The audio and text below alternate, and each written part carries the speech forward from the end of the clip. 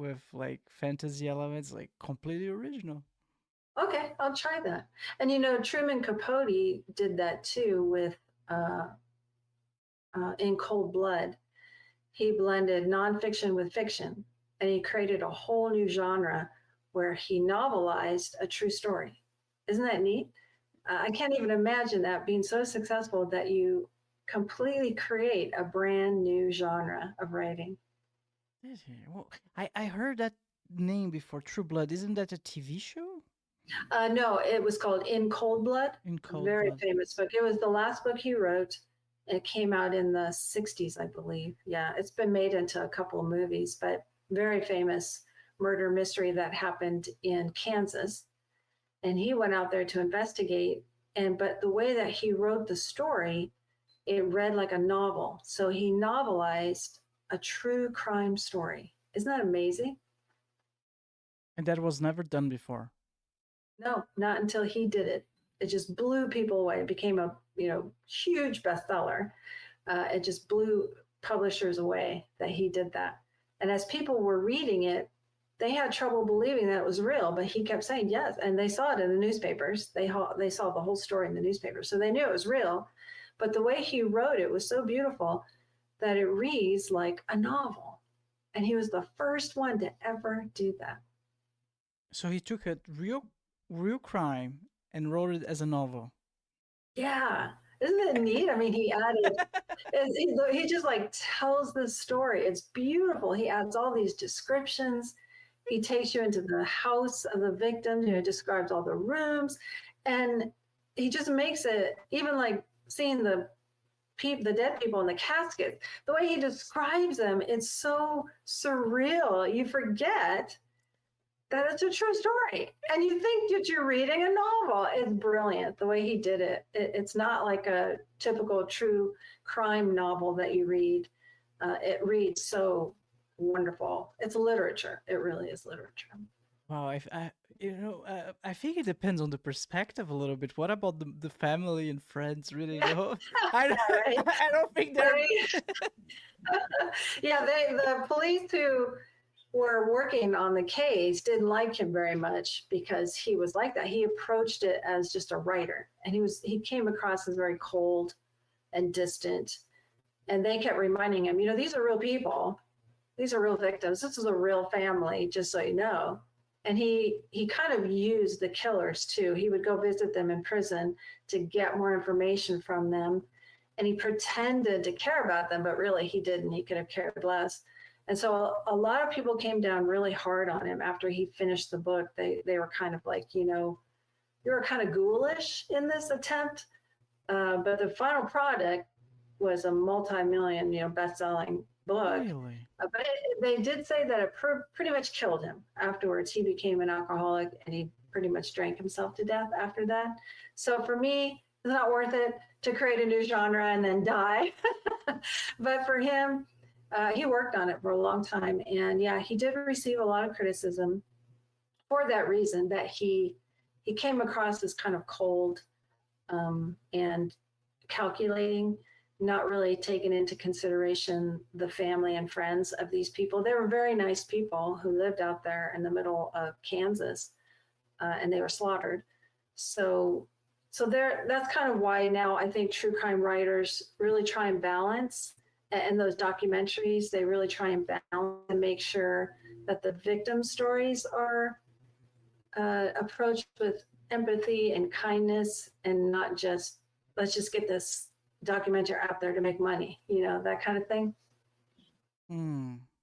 But I mean, it's a pity that the guy drank himself to death. Because on my from my perspective, if there's anyone to blame in the soul stories, like the people who are buying this thing, not him for Right. writing it. Like people are buying it. Like it's not his fault.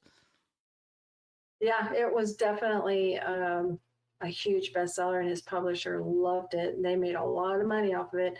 I think it really bothered him at the end too, that you're right, he came across, he didn't really care too much about the victims. For him, it was just all the story. I've got to get this story done. I've got to get it done. And he pretended to help the killers get free and appeal their case all the way to the Supreme Court, but really he needed that ending. He needed them to be killed. He needed them to be hanged for their crime.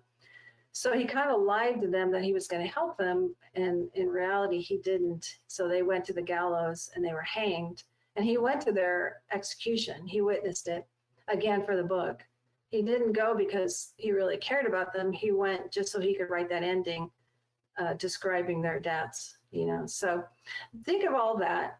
And he just had to escape. I mean, it affected him so mentally that he just drank and drank and drank because he didn't want to think about what it was that he did, how horrible it was that he did that. And so he just drank and drank. He was going to write another book. It never happened. I think it was called When God Answers Your Prayers or something like that. And so he was thinking about writing another book. It never finished. He did some movies, some television appearances, but he was always drunk. And then, yeah, he pretty much just drank himself to death. It was really tragic. Ooh. Oh, There's oh a my. warning there for all of us, right? All of us creatives. Make sure our motivations are pure. But there's something about those stories that they consume us. Like some things are so like before we started the podcast, we were talking about aliens, right? And Mhm. the Phoenix Lights. Like to this day, I'm obsessed with aliens, but that I also want to know like the truth. What is the truth behind the? In this case, is like the unknown, right? I think in all of those cases, they don't know who are the killers, why or why they did why they do what they do. I remember when I was a kid, I watched this movie called The Zodiac Killer, and it's a Yes. great movie, by the way. Yeah, Very great movie. and it's also based on a true story and true crime. Yeah. And I Mhm. should not have watched this movie as a kid, but I did. and I and the movie, for those who did not watch it, follows the story of this journalist who's trying to figure out who the murderer is. Again, based on a real murder, and they never figure. I'm gonna spoil alert. Spoiler. They did Well, it's not pretty well done. So, yeah. in the movie. They did not catch the guy. In real life, I think they also never catch the guy. At least when the movie was released. And I was like obsessed about it. Who is the Zodiac killer? And I remember I couldn't go to sleep. I had to know. So that's because I just watched the movie. Imagine the guys working on the thing Yes. or writing the book about it. It must be insane. Yes, they did. The A lot obsession, of yeah. them crazy. Yeah, it was an obsession. You're right. And the woman who wrote I'll Be Gone in the Dark, that was another famous true crime story of a killer in California, rapist and murderer. And she blogged about it. Remember when true crime blogs were really popular before podcasting came along? She blogged about this true crime, and she was working with the police and the sheriffs to write about it. And so her blog became so popular, she was offered a book contract to write about the story. It was an unsolved murder, and she became so obsessed with it and she had these deadlines, you got to get the book done, we need more pages, that she started taking prescription pills, and she ended up killing herself on accidentally overdosing before the book was finished and before they found the killer, which they did, I think, a couple of years after her book came out. And so it's tragic that she was so young. She had a young daughter and a husband, and her daughter never got to see, her mom uh, when she was growing up. And so there's a lesson there that you can't get so obsessed with these writing projects. You have to have a life. And I do. I make sure that I have a life. I can walk away from a project, no problem. I don't get so obsessed with it.